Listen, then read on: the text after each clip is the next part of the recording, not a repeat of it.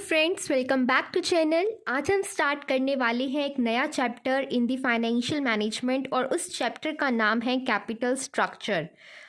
और आज का जो टॉपिक रहने वाला है वो है the introduction to the topic of capital structure. ठीक है, कैपिटल स्ट्रक्चर का मतलब क्या है, क्या होता है कैपिटल स्ट्रक्चर, उसके बारे में आज हम जानेंगे। कैपिटल स्ट्रक्चर में एक इम्पॉर्टेंट वर्ड है वो है कैपिटल। तो कैपिटल का मतलब आपको क्लियर होना चाहिए। कैपिटल हम उस फंड को बोलते हैं जो बिजनेस को हेल्प करता है to finance its assets and to finance its operations. ठीक है, capital denotes the funds that helps a business to fund its assets and operations. कि कोई भी चीज़ जो एक बिजनेस को हेल्प करती है असेट्स को परचेज करने के लिए या अपने डे टू डे जो उसके एक्सपेंडिचर है उसको पूरा करने के लिए, और अल्टीमेटली जो हेल्प करेगी एक बिजनेस को in the wealth generation means in the generation of profits, उसे हम बोलेंगे उस कंपनी की कैपिटल या उस बिजनेस की कैपिटल।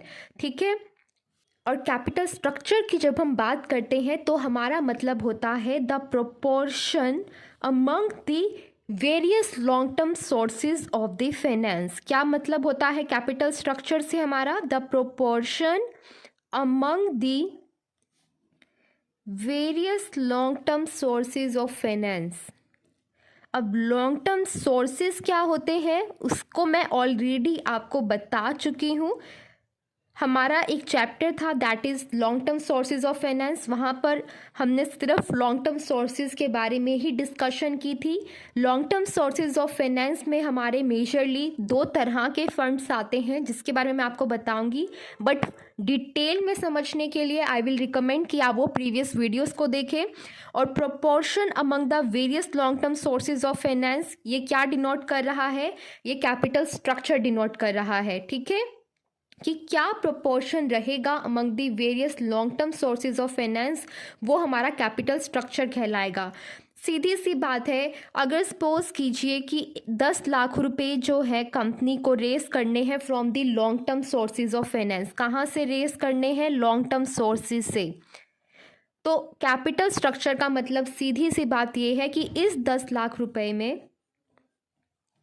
कितना पैसा डेट कैपिटल से रेस करें, कितना पैसा इक्विटी कैपिटल से रेस करें, कितना पैसा जो है रिटेन्ड अर्निंग्स से जो है पूरा हो जाएगा। ठीक है, और या फिर कितना पैसा हमें जो है लोन पर लेना पड़ेगा।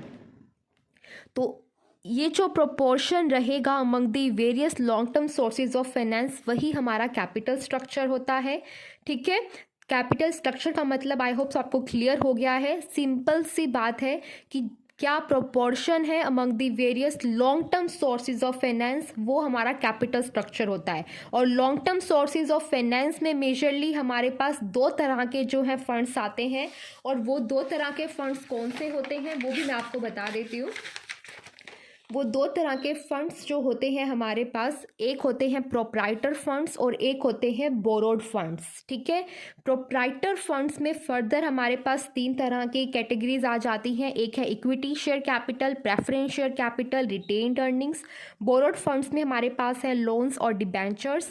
प्रोप्राइटर फंड जैसे कि नाम बता रहा है मीन्स ओनर्स के फंड्स, वो पैसा जो कंपनी रेज करेगी by selling a proportion in its business, अपने बिजनेस का कुछ हिस्सा बेचकर जो पैसा कंपनी इकट्ठा करती है उसे हम बोलते हैं प्रोप्राइटर्स फंड्स। और जो पैसा कंपनी उधार पर लेती है against a fixed rate of interest उसे हम बोलते हैं बोरोड फंड्स।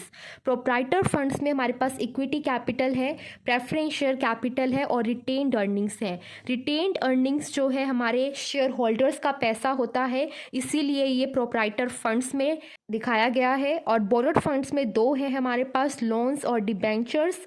लोन्स जैसे कि जो फाइनेंशियल इंस्टीट्यूशन से हम अमाउंट जो है लेते हैं, और डिबेंचर्स क्या होते हैं?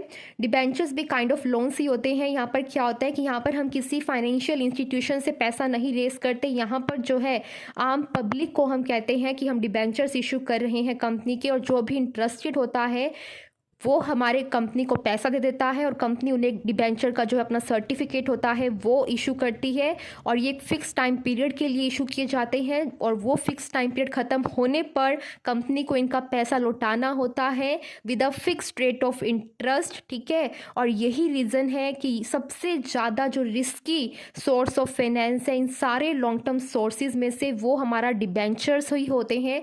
और डिबेंचर सबसे ज़्यादा रिस्की सोर्स ऑफ फाइनेंस क्यों है? क्योंकि कंपनी को एक फिक्स्ड रेट ऑफ इंटरेस्ट से इनको पैसा देना होता है हर साल, और कोई मतलब नहीं है कि कंपनी अच्छे प्रॉफिट्स अर्न कर रही है या लॉस में है। कंपनी चाहे प्रॉफिट अर्न करे, कंपनी को चाहे लॉस हो, पर डिबेंचर होल्डर्स को इंटरेस्ट कंपनी को देना ही पड़ता है। और इसीलिए डिबेंचर जो है हमारे सबसे रिस्की सोर्स ऑफ फाइनेंस होते हैं। अगर कंपनी बाय चांस किसी साल उन्हें पैसा नहीं दे पाती as a fix rate of interest, वो ये राइट उनके पास कैरी करते हैं कि वो कंपनी के अगेंस्ट कोर्ट में जाकर एक केस फाइल कर सकते हैं और कंपनी को कोर्ट तक लेकर जा सकते हैं। इसीलिए इन्हें सबसे रिस्की सोर्स ऑफ फाइनेंस कहा जाता है। और अगर मैं बात करूं सबसे कॉस्टली सोर्स ऑफ फाइनेंस कौन सा है, तो सबसे costly source of finance equity share capital होती है। और वो क्यों होती है? क्योंकि इक्विटी शेयर होल्डर्स को जो कंपनी डिविडेंड देती है, वो डिविडेंड जो है, वो जो डिविडेंड की अमाउंट है उसे company as a tax deductible expense नहीं शो कर सकती, और मतलब उस पर कंपनी डिडक्शन नहीं ले सकती।